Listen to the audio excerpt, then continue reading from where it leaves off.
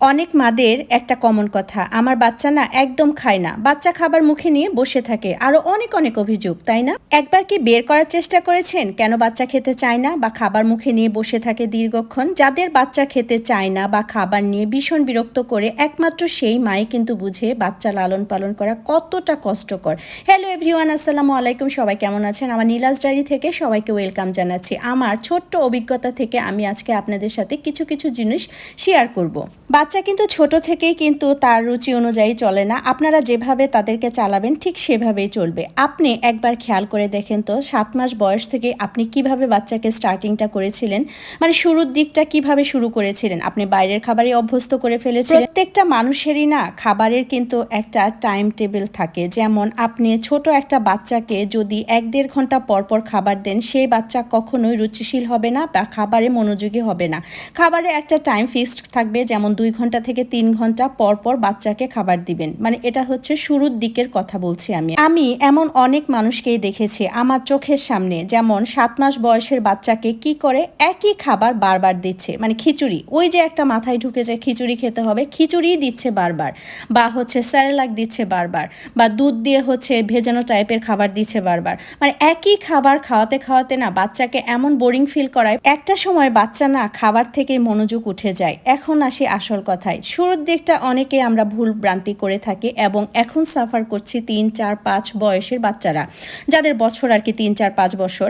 তো এখন কথা হচ্ছে এখনের বাচ্চাদের আমাদের কি করা উচিত। আমি যেরকম সব কিছু টাইম মেনটেন করে চলি, সবার আগে আপনি মা এবং বাবা টাইমটা মেনটেন করে চলতে হবে। আপনি ঠিক যেভাবে চলবেন আপনার বাচ্চাও ঠিক সেভাবেই চলবে। এখনও অনেক সময় আছে, সময় কিন্তু শেষ হয় নাই। কারণ হচ্ছে 3, 4, 5 বছরের বাচ্চাদেরকে আপনি গড়ে তুলবেন, ঠিক বাচ্চাটা সেভাবেই গড়ে উঠবে। এখন বাচ্চার খাবারের টাইম হচ্ছে সকালে 8টায় বা 7টায় বা 9টায়, আপনি যে টাইমে তাকে দেন না কেন, সেই খাবারটা যদি দুপুর হচ্ছে 11টায় বা 12টায় এই টাইমে দেন, তাহলে কি হবে? তাহলে সে দুপুরের খাবারটা কখন খাবে?